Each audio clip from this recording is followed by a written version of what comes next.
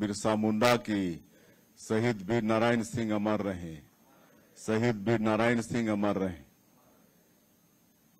आज जनजातीय गौरव दिवस को लेकर आज के एक दिवसीय कार्यशाला में मंच में विराजमान, जिनका हम सब लोग उद्बोधन सुने, अखिल भारतीय वनवासी कल्याण आश्रम के महामंत्री आदरणीय श्री योगेश बापट जी, हमारे प्रदेश के वरिष्ठ मंत्री श्री रामविचार नेताम जी, जिनके पास आदिम जाति कल्याण विभाग भी है, हमारे प्रदेश के मंत्री श्री केदार कश्यप जी, प्रदेश के मंत्री श्री टंकराम वर्मा जी, प्रदेश के मंत्री श्री खुशवंत साहिब जी, वनवासी विकास समिति के प्रांत के संगठन मंत्री श्री रामनाथ कश्यप जी,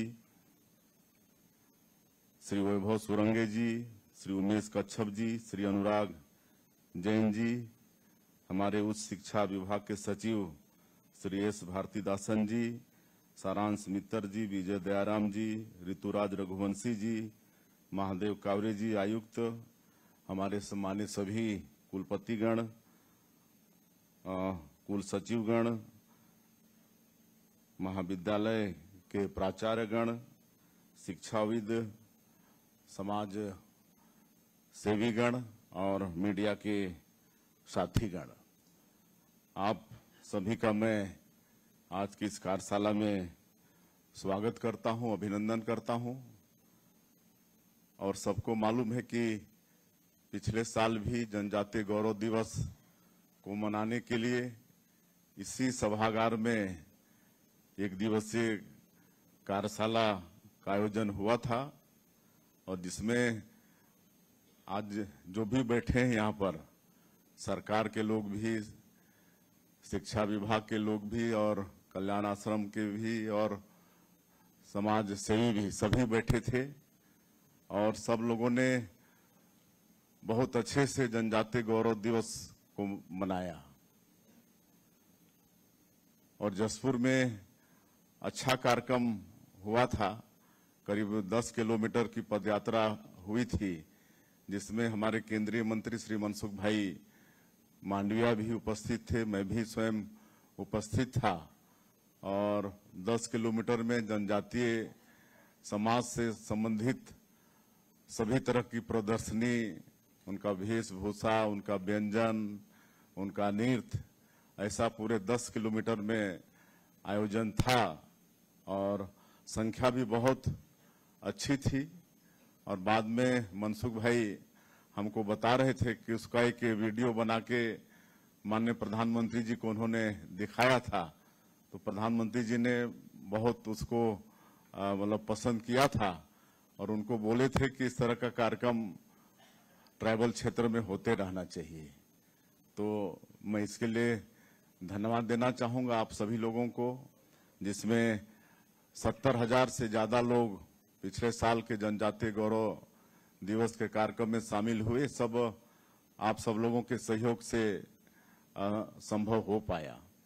और सबको मालूम है कि ये जनजातीय गौरव दिवस हमारे आदरणीय नरेंद्र मोदी जी ने घोषित किया है। भगवान बिरसा मुंडा जी की जयंती 15 नवंबर को, और आदरणीय बापट जी बता रहे थे कि बिरसा मुंडा जी मात्र 25 वर्ष की अवस्था में अंग्रेजों के दांत खट्टे कर दिए थे, और अपने कार्यों से आजादी की लड़ाई में शामिल हुए। तो आज वो भगवान की तरह सभी वर्गों में पूजे जाते हैं।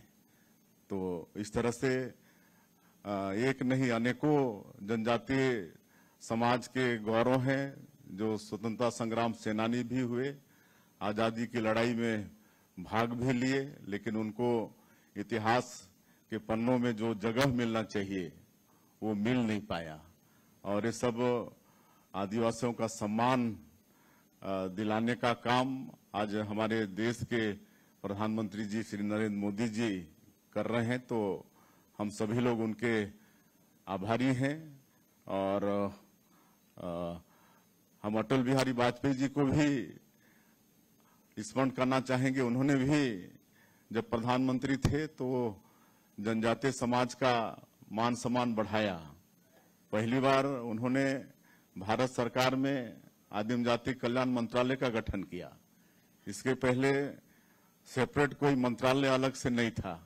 इतनी बड़ी संख्या आदि जनजातीय समाज का और उनका एक अलग से मंत्रालय हो उनके विकास के लिए, ऐसा पहली बार अटल जी ने प्रधानमंत्री के रूप में सोचा और भारत सरकार में आदिम जाति कल्याण मंत्रालय का गठन किया।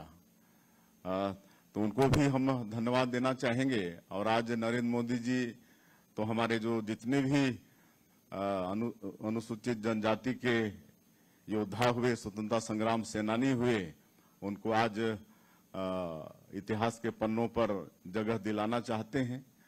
और जिस तरह से जबलपुर में रानी दुर्गावती, वो भी जनजातीय समाज की एक वीरांगना हुई, उनको लेकर एक वहां पर भी म्यूजियम बड़ा वहां पर उन्होंने बनवाया है।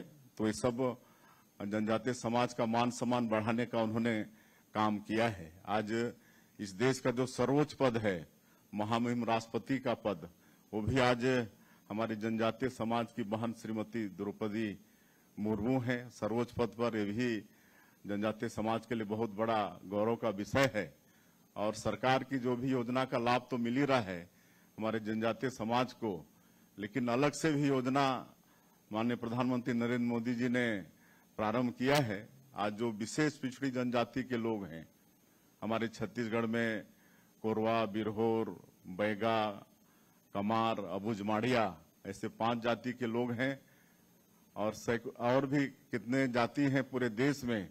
तो इनके लिए पीएम जनमन योजना आदरणीय प्रधानमंत्री जी ने शुरू किया है ताकि विकास उन तक इन योजनाओं के माध्यम से पहुंचे। आज इस योजना के तहत 5000 किलोमीटर अगर रोड बन रहा है पूरे देश में, तो आज 2500 किलोमीटर रोड हमारे छत्तीसगढ़ में पीएम जनमन योजना के माध्यम से बन रहा है। आज 32,000 उनके लिए अलग से प्रधानमंत्री आवास की स्वीकृति है और उसमें ज्यादा है, 2.5 लाख रुपया एक आवास के लिए है। तो इस तरह से जो पीवीटीजी जो राष्ट्रपति के दत्तक पुत्र कहे जाते हैं, तो उनके लिए पीएम जनमन योजना है। उसी तरह से जनजातीय गांवों के विकास के लिए धरती आबा ग्राम उत्कर्ष योजना, इसकी शुरुआत माननीय प्रधानमंत्री जी ने की है। और छत्तीसगढ़ का सौभाग्य है कि 6600 गांव छत्तीसगढ़ का इसमें शामिल है और इसके लिए अलग से बजट है। सरकार की जो योजना है उसका तो लाभ मिलता ही है, लेकिन 80,000 करोड़ का ये बजट जनजातीय मतलब धरती आबा ग्राम उत्कर्ष योजना में है और 6500 गांव छत्तीसगढ़ का शामिल है, तो इसका भी लाभ मिलेगा। तो इस तरह से जनजातीय समाज का मान सम्मान बढ़ाने का काम नरेंद्र मोदी जी ने किया है। पूरा समाज हम उनके बहुत आभारी हैं। और आप जो कई सत्र दिन भर चलेगा, कई सत्रों में आप लोग चर्चा करेंगे और हमारा तो ये आग्रह होगा कि पिछले साल शुरुआत में ही हम लोग अच्छा किए और एक नाम हो गया पूरे देश में, छत्तीसगढ़ अव्वल रहा, तो इस साल तो और थोड़ा और अच्छा होना चाहिए। और आप सभी लोग आए तो आप सबसे आग्रह होगा कि इस सत्र में आप लोग चर्चा करेंगे और अच्छे से अच्छा हम लोग मनाएं, इसका प्रयास होना चाहिए। हम अभी गए थे जनजातीय गौरव दिवस के लिए महामहिम राष्ट्रपति महोदय जी को आमंत्रित करने, तो उन्होंने सहर्ष स्वीकारा भी है, लेकिन 16 तक वो विदेश यात्रा में है। तो अगर हम लोग सोच रहे हैं कि अगर एक आध दिन आगे बढ़ा देंगे, एक आध 2 दिन, तो जरूर वो पधारेंगे जनजातीय गौरव दिवस में। और इस साल प्रदेश का भी रजत जयंती वर्ष है और उसमें माननीय प्रधानमंत्री जी को आमंत्रित किए हैं और वो आ भी रहे हैं। और 1 तारीख को हमारा जो विधानसभा का नया भवन है उसका वो लोकार्पण करेंगे और उसके बाद में एक ट्राइबल म्यूजियम आदरणीय रामविचार जी के विभाग का है, वो नहीं बताए, लेकिन एक बहुत बड़ा ट्राइबल म्यूजियम हम लोग बनाए हैं नया रायपुर के अंदर में। और छत्तीसगढ़ में जो 14 विद्रोह हुए, आदिवासी जनजातीय समाज के द्वारा जो अंग्रेजों के खिलाफ में जो 14 विद्रोह हुए, वो सबका उसमें चित्रण है। और शहीद वीर नारायण सिंह जिनको मतलब यहाँ पर जय स्तंभ चौक में अंग्रेजों ने फांसी दी, तो उनका भी बचपन से लेकर अंत तक उस ट्राइबल म्यूजियम में चित्रण है। और बड़ा अच्छा है, मैं बीच में 1-2 बार गया हूँ, बहुत सुंदर हमारे राम विचार जी म्यूजियम का निर्माण करा रहे हैं। तो उसका भी माननीय प्रधानमंत्री जी के कर कमलों से मतलब इनॉग्रेशन होना है, उसका भी शुभारंभ होना है। और 1 नवंबर स्थापना दिवस है, तो उस दिन राज्योत्सव का भी शुभारंभ माननीय प्रधानमंत्री जी करेंगे। और चूंकि रजत जयंती वर्ष है, तो इस साल 5 दिन का रजत जयंती समारोह मना रहे हैं। और आखिरी दिन 5 नवंबर को राज्योत्सव के समापन में माननीय उपराष्ट्रपति जी को अभी हम आमंत्रित किए हैं, उनकी स्वीकृति मिल गई है। और 5 तारीख को उनके कर कमलों से राज्योत्सव का समापन होगा। तो इस तरह से यहाँ पर कार्यक्रम होंगे, तो जनजातीय गौरव दिवस का कार्यक्रम भी बहुत अच्छे से हो। पिछले साल जिस तरह से प्रदेश स्तर में, जिला स्तर में और भी नीचे इसको ले जाना है, और इसके लिए हम सबको प्रयास करना है। और यहाँ पर सारे हमारे विश्वविद्यालय के कुलपतिगण हैं, कुल सचिवगण हैं, हमारे महाविद्यालय के प्राचार्य और शिक्षाविद भी हैं।